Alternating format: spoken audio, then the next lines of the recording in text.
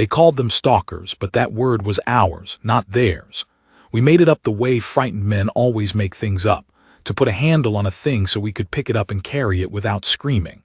The stalkers had their own name for themselves, a low pressure in the chest more than a sound, and the first time I heard it spoken right I understood why we'd never tried to say it. You don't name the storm in the storm's own voice. You give it something small and human so you can keep walking. I was 19 when I shipped to Tarn and 40 when I came home, and the years between weren't years. They were one long night with the lights flickering. Tarn was a moon, not a planet, a cold rock with a sky the color of old bruises and a horizon that curved too fast, so you always felt like you were standing on the top of something about to roll. We had 3 footholds when I landed. We had 1 when I left. In between, we lost more men than the colony ever held, and we lost them to a species that could stand 6 feet from your position in open ground and not be seen until it wanted to be. That was the thing nobody could make peace with. Not the size of them, though they were tall, taller than any of us, built long and lean like something drawn out by a hard winter. Not the speed, though they could cross broken ground faster than a man could turn his head. It was that they didn't hunt with their eyes.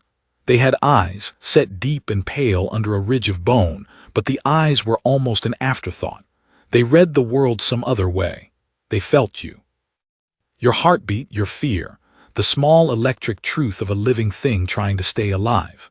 You could hold your breath behind a wall and a stalker on the far side would know your pulse was climbing, would know you were there, would know you were afraid.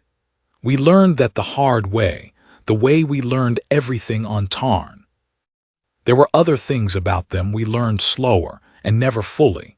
They didn't speak the way we did, with the mouth. The sound they made came up out of the chest, a pressure you felt in your own breastbone before your ears found it. And when 2 of them stood close in the dark, they would lock into the same low note and hold it until you couldn't tell where one of them ended and the other began. They had a script too, cut into bone and into the walls of their grown places, all hard angles, and we sent the captured pieces back to the eggheads, and the eggheads sent back nothing, because there is no Rosetta Stone for a language built on the truth of a heartbeat. And they collected. Off the worthy dead they took a single thing, never the same thing twice that we ever saw, a hand, a tooth, a strip of a man's own gear, and they carried it. And we found those tokens later on the bodies of stalkers we managed to put down, kept close, kept clean. The human remembered better than the man's own people had remembered him. The first time I understood that, I sat down in the dirt and couldn't get up for a while. They didn't hate us. That was the thing none of us could hold in our heads. To hate a thing you have to think it doesn't matter. They thought we mattered terribly. That was so much worse. Cole figured it out before the eggheads did. That was Cole all over. Marin Cole was a specialist out of the 4th, attached to us after her own unit got chewed down to nothing at the 2nd foothold.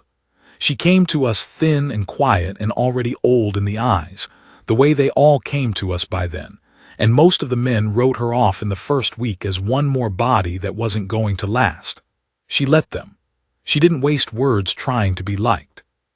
She just did the work, and the work she did was so clean and so unhurried that within a month the same men who'd written her off were sitting near her at the fire, the way dogs find the one warm stone. I owe you the truth about her and me, because the rest of this doesn't make sense without it. There was nothing soft between us. People hear a story like this and they want there to be. They want the easy shape of it, but it wasn't that, and it would dishonor her to pretend. Cole pulled me out of a collapsed gallery in the 8th month with my leg pinned, and a stalker working its way down the tunnel toward the noise of my breathing. She didn't say anything heroic. She put her shoulder under the beam, took the weight long enough for me to drag the leg free, and when I tried to thank her later, she told me to shut up and check my magazine. That was the whole of it. After that she was my sister the way the war made sisters and brothers, by blood that wasn't ours and dirt that was. She was the one who said it out loud, the thing about how they hunted. We'd lost a recon team, 4 men, all of them dug in cold and silent in a rockfall, all of them found and gutted in a single night, while a 5th man, the one who'd panicked and run, made it back alive. By every rule we knew the runner should have died and the hidden men should have lived. Cole sat with that backwards for 2 days. Then she said, in that flat way of hers, that the 4 men who hid were the 4 men who were most afraid, and the stalkers had simply walked to the loudest hearts in the dark. The runner had emptied himself out in the running. He'd had nothing left to feel by the time he reached our line, and so to them he'd gone quiet. He'd gone out. Command didn't believe her. Command believed in numbers and Overwatch and the comforting lie that everything is a problem you can throw enough fire at. But the men believed her, because the men had felt those pale eyes that weren't really eyes pass over their position and stop, and had felt the thing know them. After that, we trained ourselves the only way we could. We learned to be calm when calm was insane. We learned to slow the heart on purpose, to think of cold water and old kitchens and the long, flat boredom of home until the fear bled down out of our chests and we became, for a few minutes, nothing worth walking toward. Cole drilled it into us like a catechism. Empty out, she'd say. Be a stone. Stones don't get hunted. It saved lives. It saved mine more than once. But you cannot empty a man out forever, and Tarn was a long, long war. I'll tell you about Rayland, because Rayland is how you understand the price of the thing Cole taught us. He was a good soldier, steady, 3 years in, the kind of man you wanted on the gun beside you. But he had a daughter back home and he could not stop feeling her. He'd lie in the hide in the dark with us all gone to stone around him and you could feel his heart up there alone, bright as a lamp, because every time he tried to empty out, the emptying took her with it, and he would not let her go. We told him. Cole told him gently the way she told things. Raylan just looked at her and said he'd rather they found him with something left in his chest than go out hollow. He lasted 11 more days. They took him in the night, quiet, the way they took the loud hearts, and they left the rest of us, the stones, alone. In the morning we found what they'd left of him and folded into his hand, set there with what I can only call care, was the small flat photograph he'd carried of the girl. They had found it on him. They had understood what it was, and they had given it back. That was the war we were in. We learned to feel nothing so they would not find us, and the only mercy our enemy ever showed was to hand a dead man's daughter back to his corpse. The night it all turned, we were 40 miles inside their ground. I should explain what their ground meant because the maps never could. We'd spent 2 years pretending the war had a front, a line we held and a line they held, and the truth we never said out loud was that there was no line. There was us, in our footholds, scared and shrinking, and there was everywhere else which was theirs. 40 miles in was not an advance. It was a raid, a desperate one, ordered by men who needed a victory to put in a report, and the target was a structure our orbital eyes had been watching for a month. A great pale spire of grown bone and stone, half buried, that pulsed with their movement like an anthill at the center of a wide dead valley. Command had decided it was a command node, a nerve center. Cut it out, the thinking went, and the stalkers in this region would scatter. We knew, the men knew, that they didn't have command nodes the way we did. They didn't take orders, but you don't argue with a colonel 40 miles back, so we went. It went wrong in the first hour, the way these things always did, fast and quiet and total. We came down the valley wall in the dark, and the stalkers were already among us before the lead element reached the floor. There was no firefight, not the way you picture one. A firefight has 2 sides shooting. This was men dying in the dark with their weapons still slung. Men taken from the middle of a moving column without a sound so that the man behind walked into the gap and didn't understand until the same hand closed on him. We broke. Of course we broke. Anyone would have.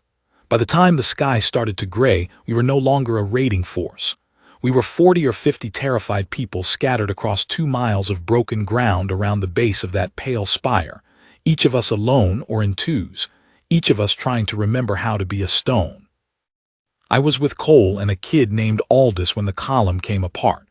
We went aground in a fold of rock with a clear field across the valley floor, and we did what she'd taught us.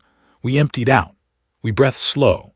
We watched the dawn come up gray and watched the stalkers move through the dead and the dying out there, unhurried, taking their time, taking their trophies. That was another thing about them.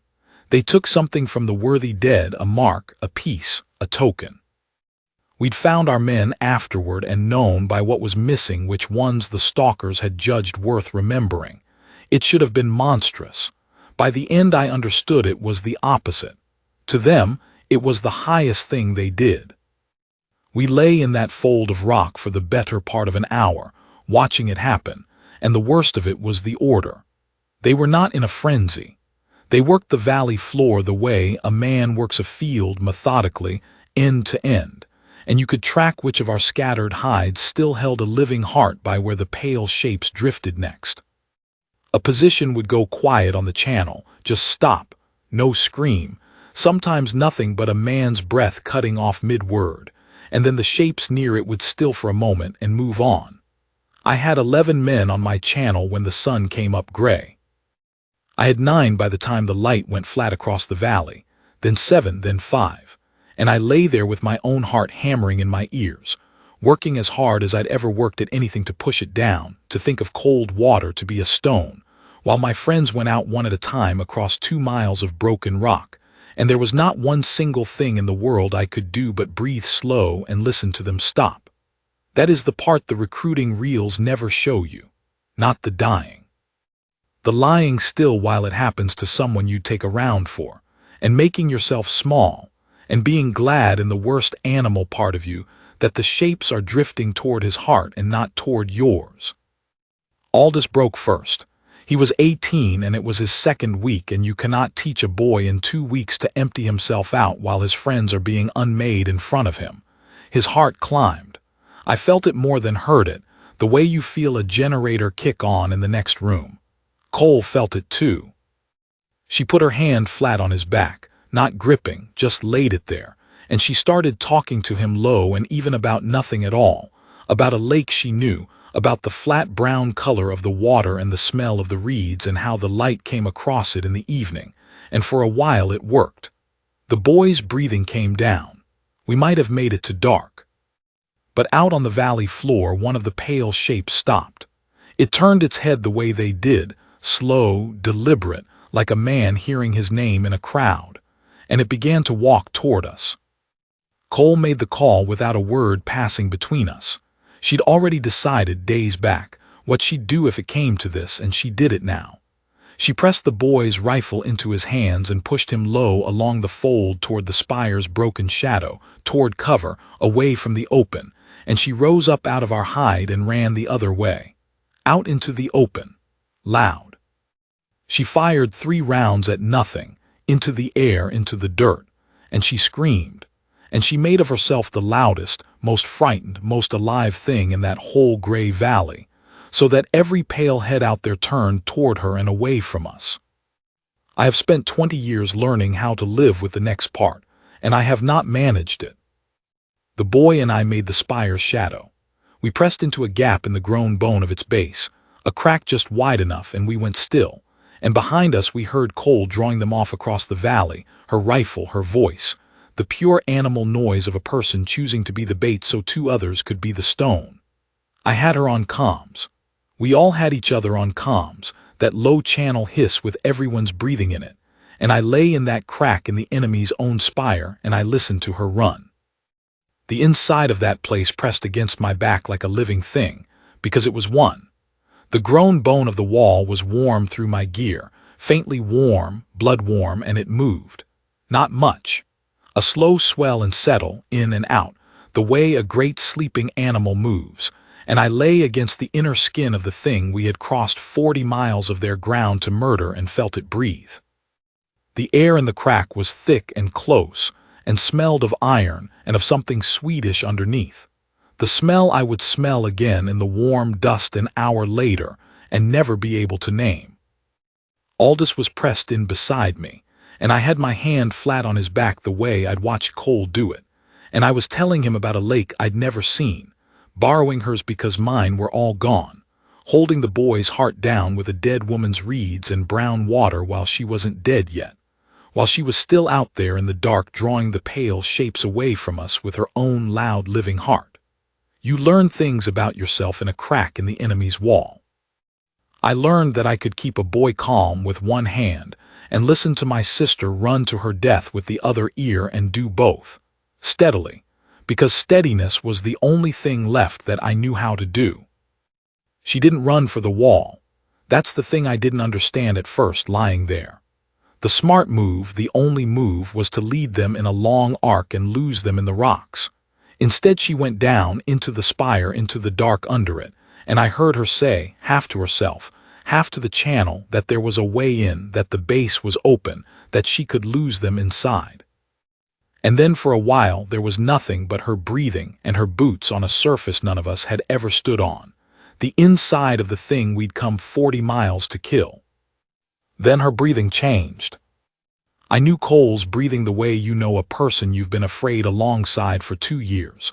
I knew the slow, flat rhythm she used to empty herself out, and I knew the catch in it when something surprised her.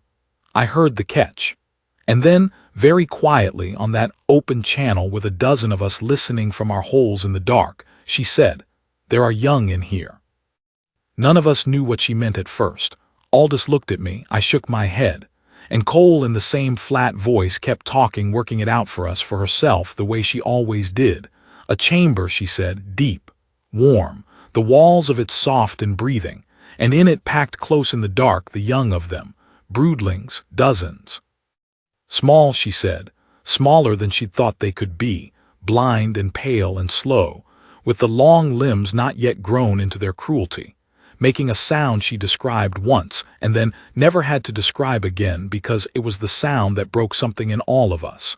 A thin, high keening, the sound any young thing makes in the dark when the warm shapes that should be near it are gone. The adults were drawing back. That was the part she said next that I didn't understand until much later. The pale hunters who'd been closing on her had stopped at the edge of the chamber. They wouldn't come in.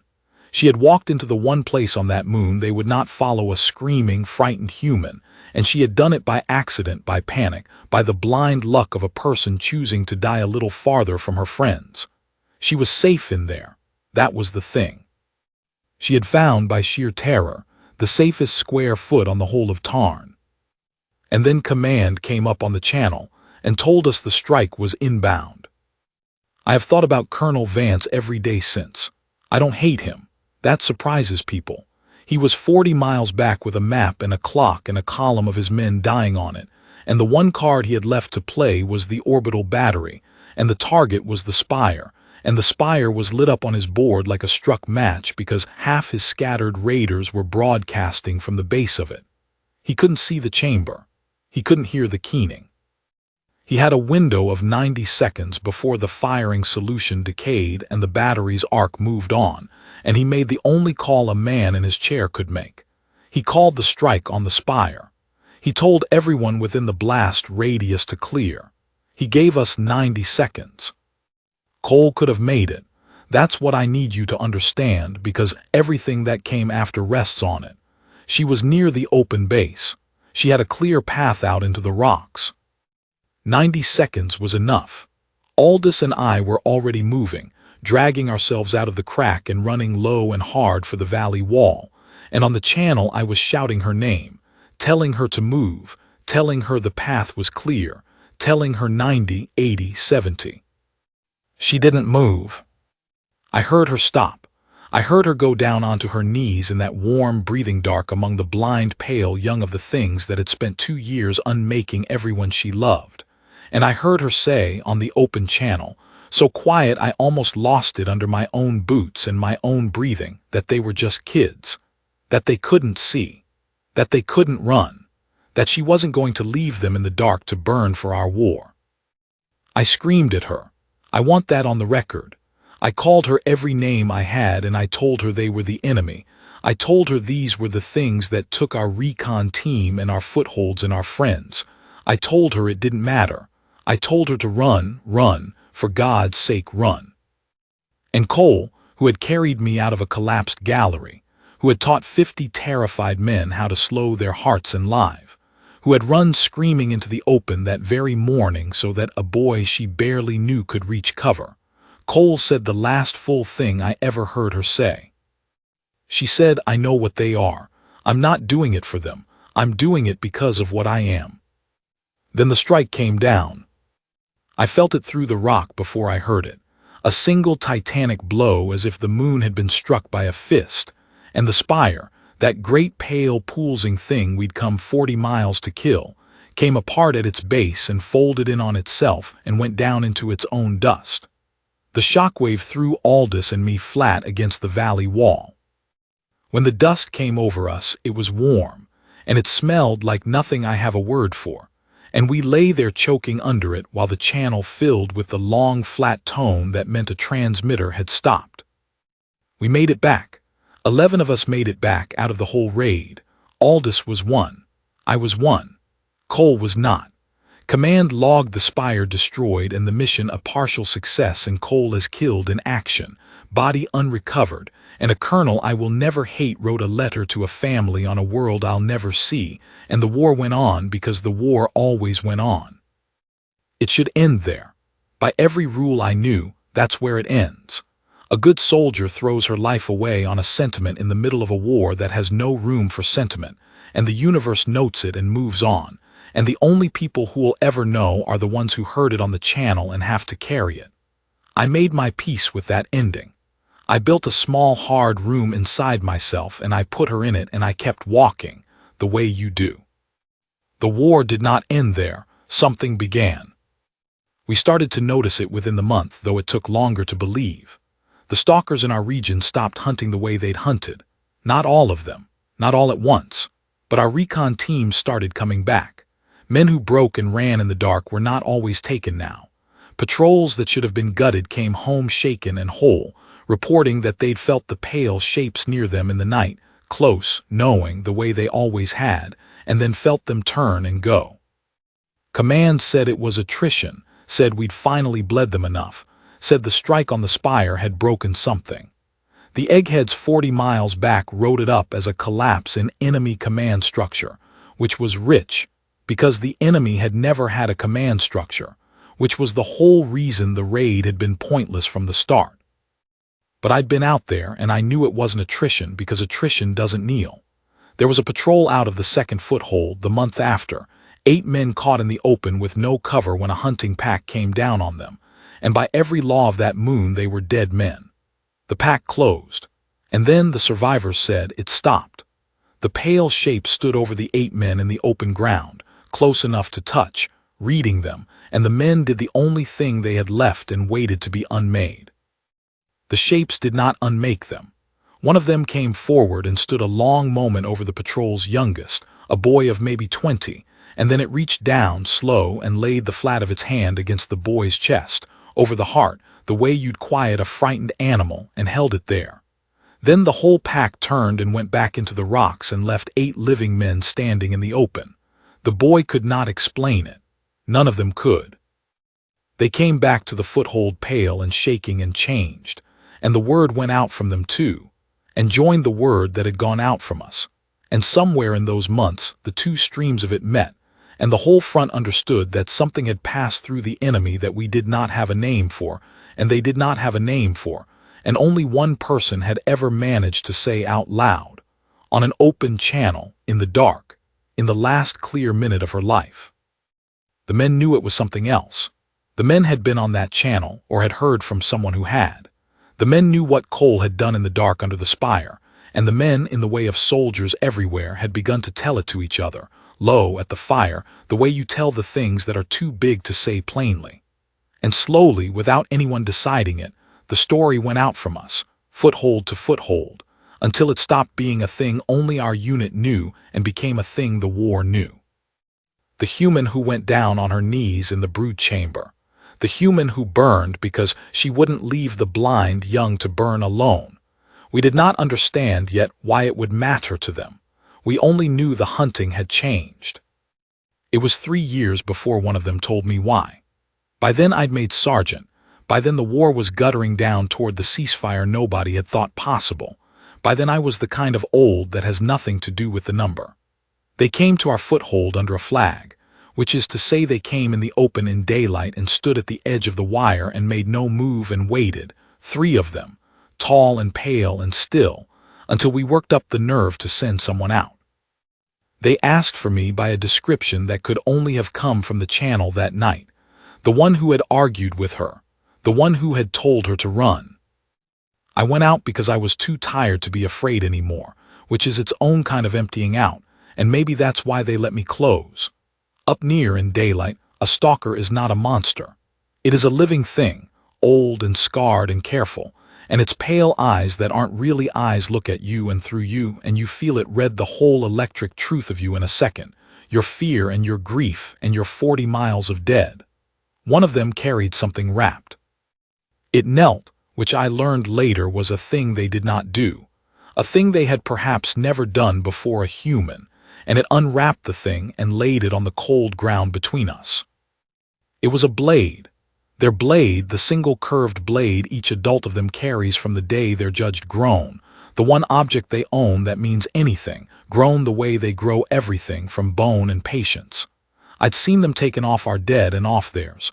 I knew what it was, but this one had something cut into it near the haft in 2 scripts, theirs and ours. Theirs I couldn't read, ours I could. It said Cole.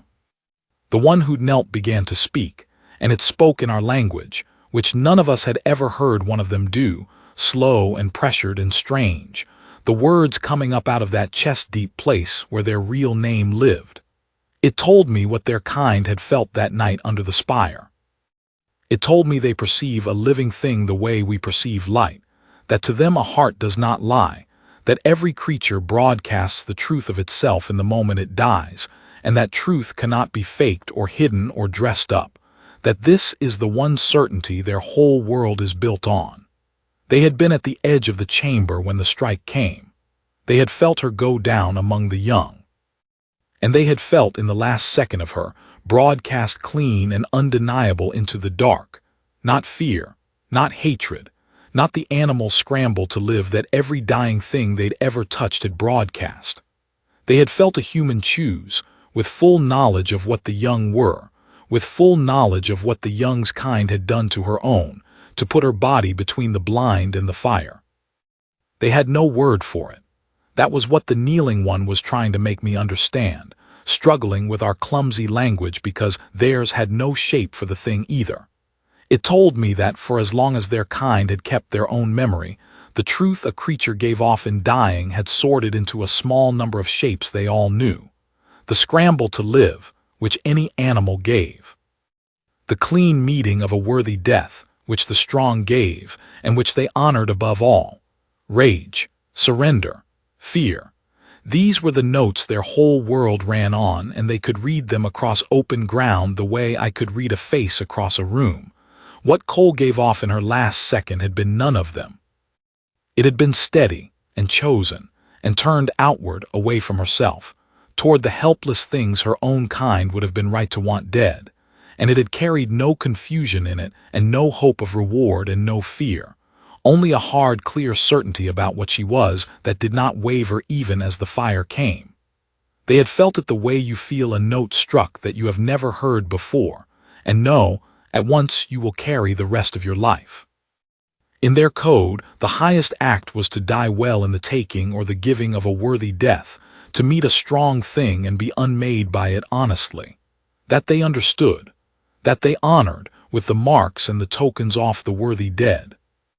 But to die for the young of your enemy, to spend the one life you have shielding the helpless children of the thing that has spent years killing your own and will go on killing them, to do it not out of weakness or confusion, but as a clear, hard choice broadcast clean in the last second of a life, this their whole long history had never once recorded. It broke something open in them. A species that honored the death of the strong had been shown, by a thin, tired human on her knees in the dark, the death of the good. And they could not unfeel it. They could not hunt us the same after that. Not all of them stopped, and not at once, and the ceasefire when it came was a hard, ugly thing with plenty of blood still in it. But the thing Cole did had gone into them the way a truth goes into a man, and you cannot pull it back out. They had taken her name onto their blades, not as a trophy, as a debt.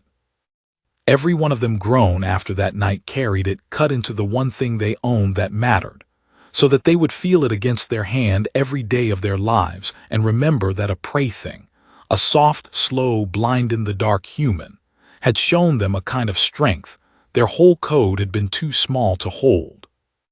The kneeling one finished and waited. I understood it was offering me the blade. I understood it was the highest thing one of them could put into the hands of another, that this was Cole's, that they had grown it after her and cut her name into it and carried it 3 years through the end of a war to put it down on the cold ground in front of the one man who told her to run. I knelt too, because by then my legs had gone, and I picked it up. It was warm.